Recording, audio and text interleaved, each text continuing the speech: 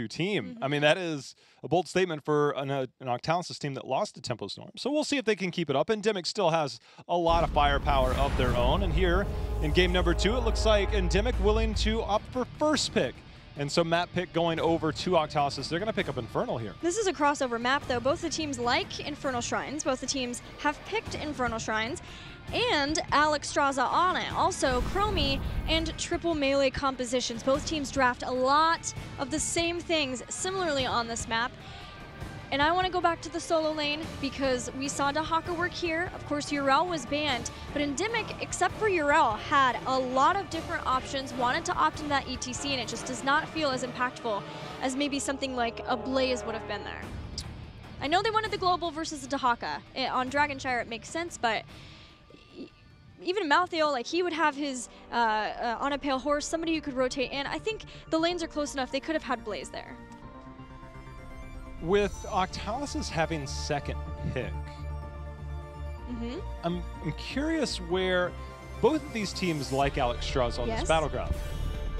I'm curious where she stands in pickup, as Deckard is going to be the first ban. If Octalysis doesn't pick up Alexstrasza, it would make it over to ENDEMIC. But Octalysis now has to choose if they want Malf or Alexstrasza early. If not, ENDEMIC is able to pick up either one of those in their second rotation. Do you think they'd first pick? I think they would. Oh man, knowing it's ENDEMIC, I think it's definitely a possibility. They did lose the last time they did that versus Team Freedom, because it gave Freedom lots of time to figure out what heroes would be good versus that. Blaze is one of them. You can jet propulsion when people group up. Well, I really think that Octalysis, if Alexstrasza shows up, will definitely be going into a Diablo. Sonya banned out. We can expect a high priority for that. In ENDEMIC, I almost feel that if they want the Alexstrasza, they have to pick it there. So now I expect a Diablo on the other side. Yep. I'm just thinking about counters now, because you can direct counter a lot of what Alexstrasza come up with. There's the Diablo and the Malthael again, which again does not say that that is the solo laner, as we saw Draded play that hero in their last game here on Infernal Shrine. And played it so well. But yeah, now you have last rites. What is Alex gonna do to stop that? Touch of Death. I mean, just I'm pulling out my shroud. The minute you put that down, I'm hitting my shroud, and that heal's about to go off. That's an easy healing reduction. And I do believe when Octalysis ran this Malthael, it was against a Blaze. It was versus Zuna's Blaze, and for one, having a triple melee body blocked a lot of the jet propulsions that otherwise would have gotten a Blaze to safety, and for two, having the last rites as a way of executing after the bunker had been forced. Draded was oh so patient with those last rites. Octalysis was the one that did run the Tychus before on this battleground. Phoenix is really good for control. Johanna, very good for control in this battleground. I just wonder, I proposed Tychus before. I think this is another instance where Tychus does have the probability of showing up. Against the Diablo would be good. Against what we can assume is going to be a very heavy front line for Octalysis will be good. But curious if Octalysis will try and pick that up themselves.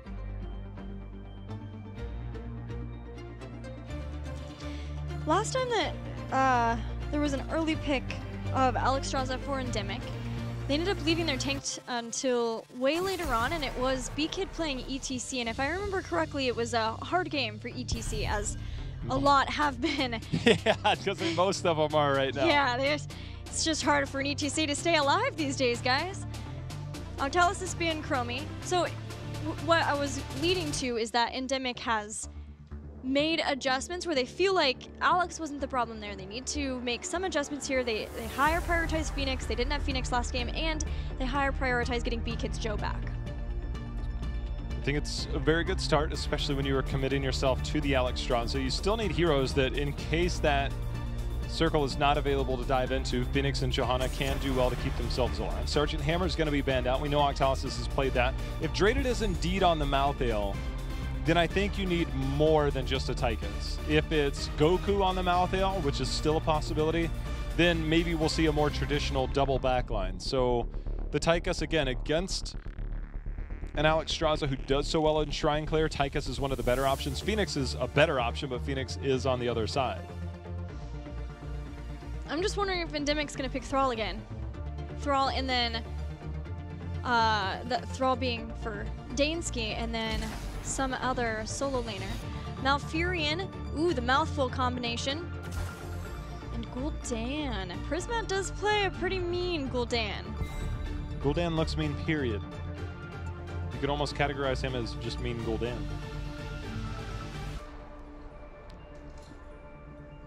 I tried. Sometimes I try to humor, sometimes I'm just like, He does look mean, though. He looks like he needs to see a dentist. Snaggletooth.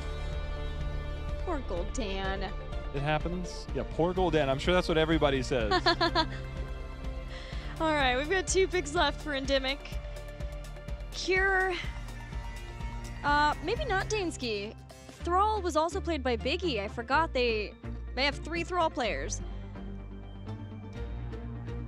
So could do that. Then you have the Purification Salvo with an Earthquake. Hanzo's still here.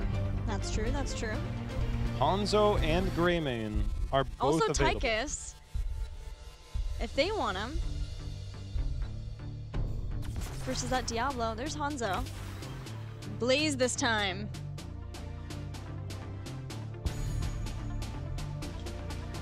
So now, is Malthael Goku, or is it going to be Draded? Because this last pick will say a lot, and I think they have a strategy in mind. We're going to see if they can pull it off. If it's not Draded, then we will get another backliner, most likely here. Thrall for this team, I think, would be a little bit weird going into the double melee assassin, but you look at the offlaner potential. Dahaka is available. You obviously banned out the Sonya. You've got the Blaze, and somehow, miraculously, Yrel has made it through this entire drive. But that is what they ran before, and they are going to run it again, and that is the Tyrael. And if you get to 20 and you have Holy Arena with Lightning Breath, good luck. It's it's a lot to handle for any team. This worked very well for Octalysis versus Simplicity. A lot of it came down to the body blocks. They were very dive heavy. They just went in, all 3 of them, all 3 of the melees. The range, which I believe was Tychus before, was untouched, and then it made for some tricky situations for the solo laner, so that's something that Kira needs to be keeping in mind. The amount of zone control versus the lack of mobility from the front line. Yes, you have Iron Skin. Yes, you have Bunker, but Holy Ground worked wonders for Goku previously. Yeah, so many people might forget that body blocks still work versus Iron Skin. Unstoppable cares not about body blocks. Diablo's got a big body. It's the tail. Kel'Thas used to, too, until he had his cloak trimmed. Ooh, Phoenix. Maybe, what happened to Phoenix? They didn't put a dev note on that one. He got his Yeah, it's time for us to make the note. Yeah, his screws were tightened, so it brought in the legs a little bit. So Phoenix had a few screws loose. Yeah. If you knew lore of StarCraft, that's closer than you might realize. That sounds pretty insulting, though. All right, here we go. Game 2. Octalysis currently leading 1-0 in this best of 5, and Draded's back on that Malthael for another go. And he's playing against another Hanzo. Remember that pretty sweet steal of the Dragon's Arrow last time, using his inevitable end. So one way to do it is see if he can recreate that magic as Octalysis. Looking to go up 2-0 in ENDEMIC after a little bit of a rough game number 1. Coming out here with a much more comfortable draft for them, a little bit more standard for their style, but also ultimate objective control with this lineup. Malthael and Tyrael, double Angels, already starting to go and harass Blaze up in the top. We'll see Phoenix join them. Just trying to give him some assistance too. So a 2-3 for Team Octalysis. They can all join back up in the middle, see if they can get some body blocks going. Try to get an early kill with that Diablo. Well, another thing is, Prismat going into the Fellflame build, making sure to get a little bit of extra range on that. And obviously that does require you to hit several heroes. And a fair number of those will come at the objective. I'm just curious on if one of these teams will maybe ignore the first objective, as we've seen certain teams do as of late. I think if anybody, it would be Octalysis while they're still trying to build up. And several teams have tried to make that move versus an Alexstrasza composition, not wanting to deal with the early Dragon Queen. To varying levels of success. Sometimes people get enough experience that it's fine. Sometimes end up allowing a team to use Dragon Queen during the push because you don't have to have it for the Shrine. It lets a team get a lot more done with the Punisher than otherwise. So far, I don't think there's any real threat from either of these teams, and it does look like both the solo laners, well, it looked like Blaze was contemplating, maybe he was just sniffing that out, but Draded gonna pick up the Shaman camp here. It's a matter of whether they want to early cap this and maybe get a little bit of push with it. The mid Shrine, a little bit easier to respond to that in case it is timed around the objective. On the note of the Fellflame build, though, that you talked about, having that double poison composition with the Malthael 2, having the upfront damage of the Fellflame is going to try to help, as well as the size that you talked about, to give more of the final blow kills possibly, although with Diablo and Malthael, the ultimate final kill is going to be Last Rites, but then having Tyrael be able to just jump into the fight with Sanctification, he should be able to also function as some sort of an executor for the team.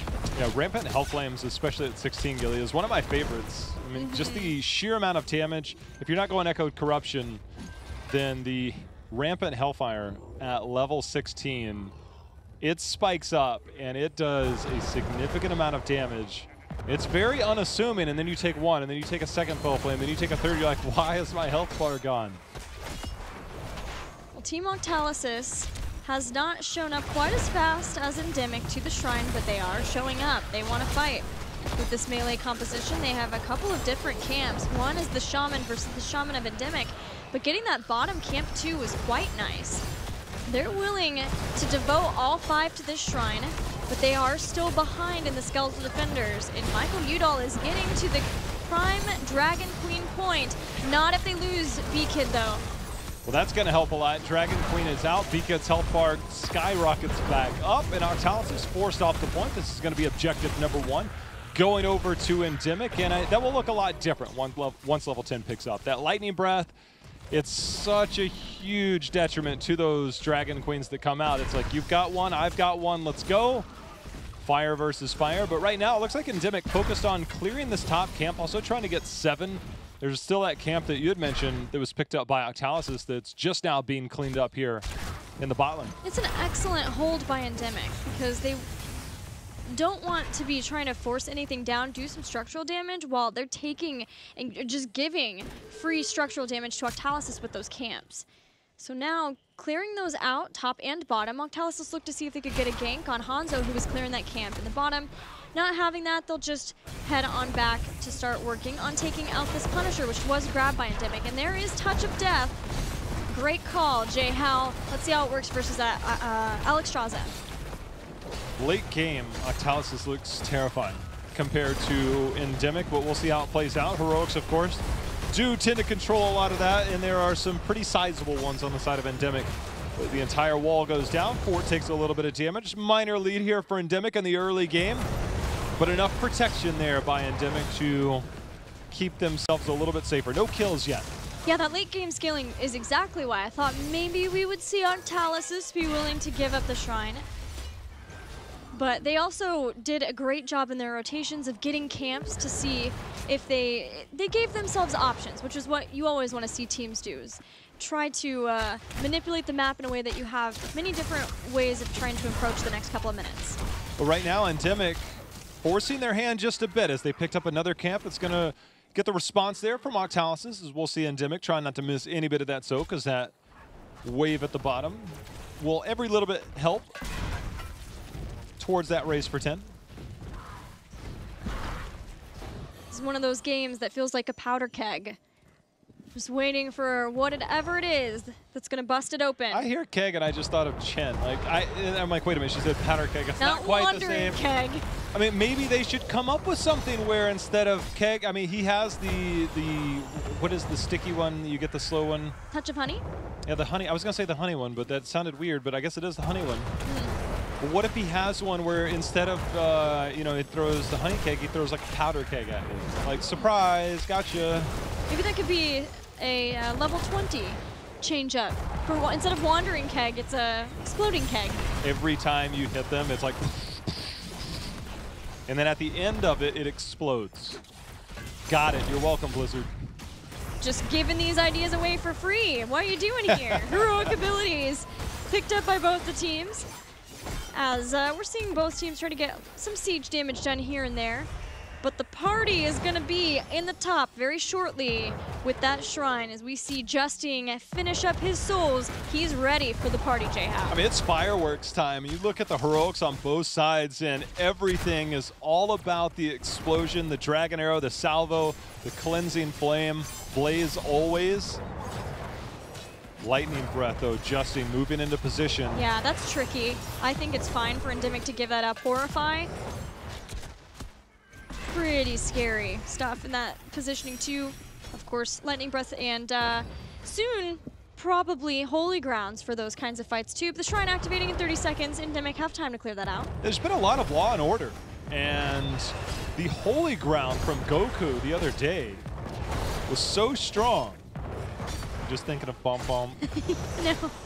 You said that, and I thought you meant because there were no kills this game. Like, there's just been a lot of respect. And I was like, that's a great way to say that. And then I realized you were talking about the talent. I'm sorry. Anyway, please continue. We'll get there. We'll get there. Right now, this shrine, the camp for Octalysis will push out the lane, and that will be Octalysis' chance to move forward and be the aggressors in this. And ENDEMIC, they'll have the Dragon Queen, they have the Dragon Arrow. We'll see if that combo can work as Justin goes in, gets this thing started. It's heavily contested up to this point. Smash hits Cure against the wall. Prismatis is ever patient, ever watchful of when he can use the Horrify. Lightning Breath comes out, so does the Dragon Queen. It's here to try to keep his team alive, sustained through the inevitable fight. The Dragon Arrow comes out. We see the Horrify, but only hit one and only threw B-Kid back. Looks like this is enough for Octalysis to take this. They've established control, put their foot down, and Diablo controls Shrine so well just when he's stacked. The threat is very much there. Johanna unable to establish a position, so Octalysis does get their first Punisher of the game, being dealt with here by ENDEMIC, who at the moment has all 5 members, while that of Octalysis has already split their Malthael off to go ahead and try and get some of that soaking going. And when Octalysis played a similar composition versus Simplicity, with the core of the Warriors being the same, it was also versus a Phoenix, and Sanctification was held until Purification Salvo came out. You could see ENDEMIC trying to see if they could bait out that heroic ability and be able to use it to better effect than it just being nullified by the Sanctification. What a Wraith Strike. Bunker forced to be used there. He's going to hop out on the other side, try and time that. He actually didn't get back out in time. Remember, there is that cooldown that was built in to try and deal with Bunker. Cure able to get in and out of there quick enough to get those heals. It's going to force him to try and go back. Nice disrupt there by Goku. But Octalysis, again, the in-your-face mentality is starting to ramp up here as this team scales up, starts to get those big cooldowns and those stronger abilities. And we'll see if Holy Ground is going to be one of those as 13. Very, very near. It's just a mentality I thought both teams would have, and now we might see the first instance of that working out for ENDEMIC. Buds barely stays alive, drops the Tranquility, but it's not going to heal him up fast enough. ENDEMIC find their first kill, the first kill of the entire game, but people are starting to fall below, and last rites is a possibility. Sanctification, the minute that salvo went out, as you called just moments ago, does save the rest of Octalysis.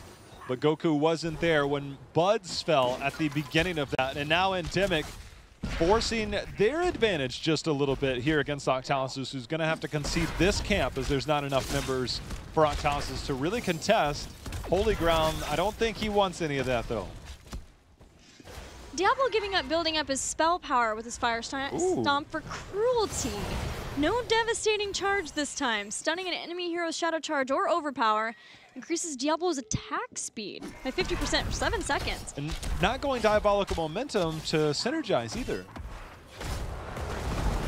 Huh. Well, this is Justin. And if there's one thing I know about Justin is he knows his warriors. Oh, yeah. So I'm excited to see how this one works out.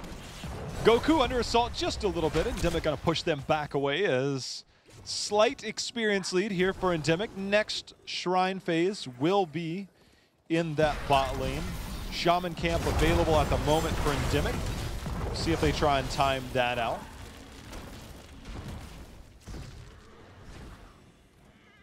Octalysis be up in just a few seconds as well.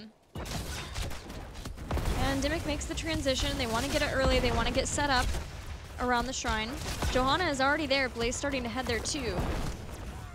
The camp is up, but for Octalysis to go there, they'd be way behind. They would be so behind in rotating to the shrine. Instead, you know, they might be able to just win the fight and then send someone up to get that Dragon's Arrow. Nature's Cure, but not before ENDEMIC gets into the backline. And once again, they are looking at a Bud's kill. Sanctification keeps him alive for the moment. For now, and they're getting a flip over. There's going to be the stun. Cure walks away for now. Cleansing Flame is out. A lot of fireworks and no deaths so far. Last Rites and Bunker still available, and that's it in terms of heroics. That camp at the top, see how that is responded to here by Octalysis, who's a lot of their heroics, Gilly, go towards their defense of this shrine. Yeah, both teams have used so much, but what is so cool from these teams is you have Sanctification for the salvo, you have Tranquility, Nature's Cure.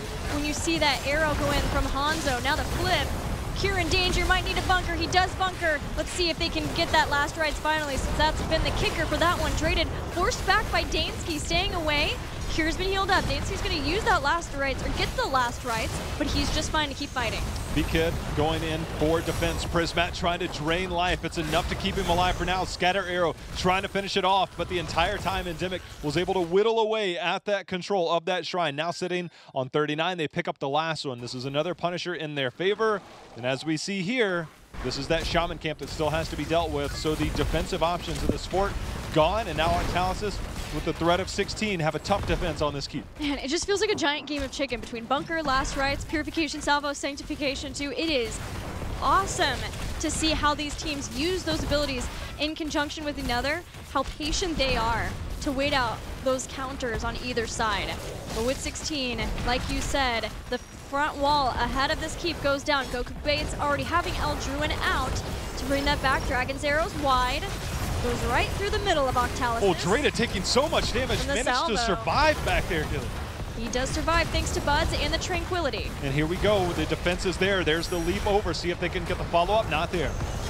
It's not. Cleansing Flame, though, is going to keep the team healthy as they bring down the keep. They look for more. Jet Propulsion hits a couple now. Horrify is going to bring Cure in, but not before Tyrael falls. And now we're going to see the explosion, trying to do a little bit of damage, trying to nullify some of that healing as well, but the return damage is going to be enough to take down Diablo. We're now looking at 3 members down. The shields fallen, Core next. It looks like ENDEMIC has been able to do it. They bring this series back, tying it up versus Octalysis on one of Octalysis' best maps, but with their Alexstrasza composition, they find a way to hold versus that heavy melee stylings of Team Octalysis. North America says Alexstrasza first pick on Infernal Shrines, holding up there, flexing their guns, but the resolve after losing that top Punisher, but that control that Octalysis gets out of their heroics on those shrines showed itself during the second one, but the fight that was initiated by that Dragon Arrow, nobody died really in the beginning, but the minute that shrine phase kicked off, there was way too much, and Dragon Queen is almost like having another heroic, and that came out. Cure used the bunker, and that was enough to keep ENDEMIC in there. And then not only did they get that Punisher, they ended up winning with it, which was more surprising. Yeah, that was super smart by ENDEMIC to force that fight because it forced out a lot of those abilities.